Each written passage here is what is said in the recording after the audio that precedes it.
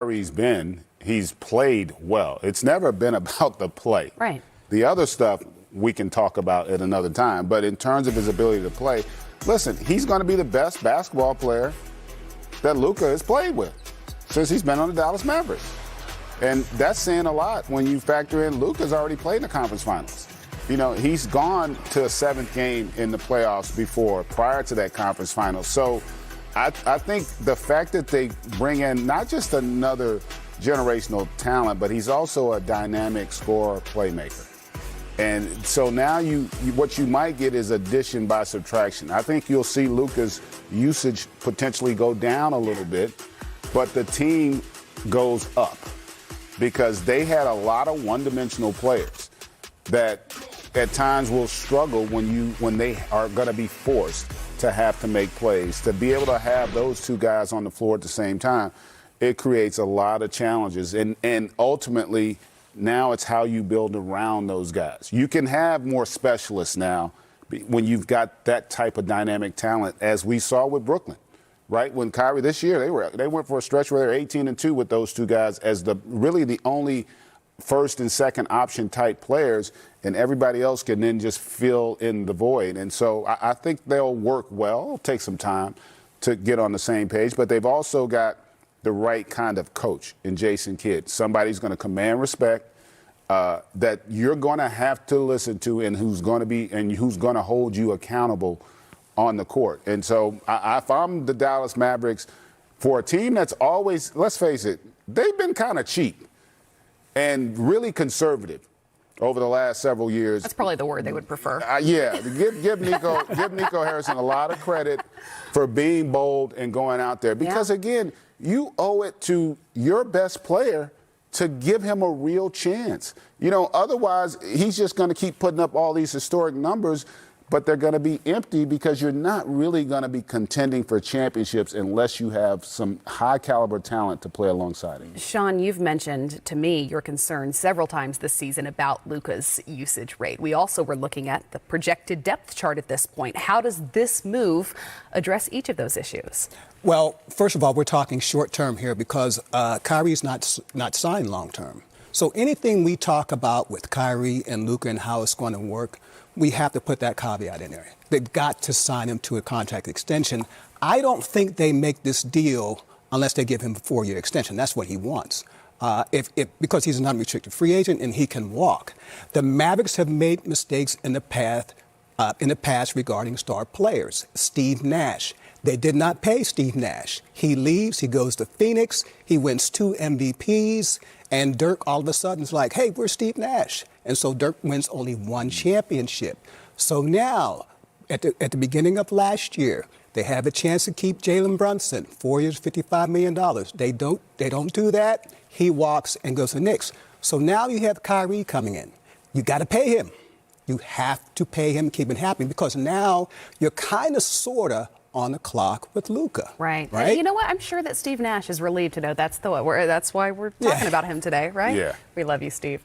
Can we look at the Western Conference standings? I just want to point out the parity thus far this season. And show you, how close these Mavs are, not just to staying well within the playoff picture, GA, but potentially having home court advantage in the playoffs. Yeah, home court advantage in the first round.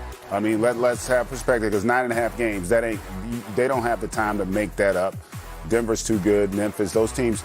But to your point, Chris, the fact that they could maybe get into that first round home court advantage situation is going to be huge because there is tremendous parity. And now with a guy like Kyrie, you create a lot of issues for opposing teams that they wouldn't have had in the postseason if you didn't have that guy. The other thing, he's going to make Tim Hardaway Jr. and guys like that better. They're going to get better looks having those two dynamic players out there. And defensively now, you're going to have guys that are asked to focus on that element of the game. So I'm excited to see how they look, but I'm also excited to see what else this triggers in the Western Conference because I guarantee you other teams are going to understand what this means, and they're not want to be left behind at the deadline. A team like the Lakers, for example, they were looking for Kyrie, and they lose because they wanted to hold on to that number one pick. LeBron is like, that number one pick, that's so far in the distant future, I'm not going to be playing in. I need someone right now, right? And so you wonder what the Lakers can do. You wonder what Phoenix can do. All these teams are really bunched up in the West, and if you make one good move, it can basically leapfrog you. Maybe you win the conference final against like the Denver Nuggets, Memphis Grizzlies, those two established teams, and you get to the NBA Finals. I just think the NBA GA is just so wide open now. There's not like a super-duper team, and if you make that one move at the trade deadline, maybe it gives you the edge. Because this also drastically affects the landscape of the Eastern Conference as well. How do you wrap up Kyrie's time in Brooklyn and where this leaves the Nets now? Well, it's been a monumental disappointment. And we can talk about Kyrie and how this hasn't worked there because of him. But they've done a lot of things. Like, we seem to forget the trade they made for James Harden was beyond mind-boggling. The fact that you then have to turn right back around and trade him again. Yeah. And the guy you trade him for, we don't know if he's even going to play at a level that's serviceable, which is kind of scary. And so there are a lot of questions. If I were a Brooklyn Nets fan, I would want answered right now from that front office and ownership, because they have, in a lot of ways, to this point, failed this team. And so now we got to wait and see what else falls, to Sean's point. I do think that they're probably, I think Ryan made the point, they're going to have to do something else moving forward to bolster that roster. Now, they did get a couple solid players in Dorian Finney-Smith and Spencer Dinwiddie. And some picks back. but really the picks, again, just like you talked about, a pick in 29 is not helping Kevin Durant. Right. His contract doesn't run through 29. No. And he's in the win now mode. And when you brought him there, you said you were in the win now mode. And so they're going to have to still do something to bolster that roster to compete with the elites of that Eastern Conference. Well, when you look at bringing KD and Kyrie to this team, it's been a monumental failure. Monumental, because you're talking about multiple championships. These guys played together 74 games and won one playoff round. That's it. That's all you have to show for this. You could talk about Kyrie. He played 143 games. He missed 135 games. You're not going to win, obviously, because of that, because of COVID, suspension, illness, personal issues. He had to take a personal leave of absence. He's been hurt.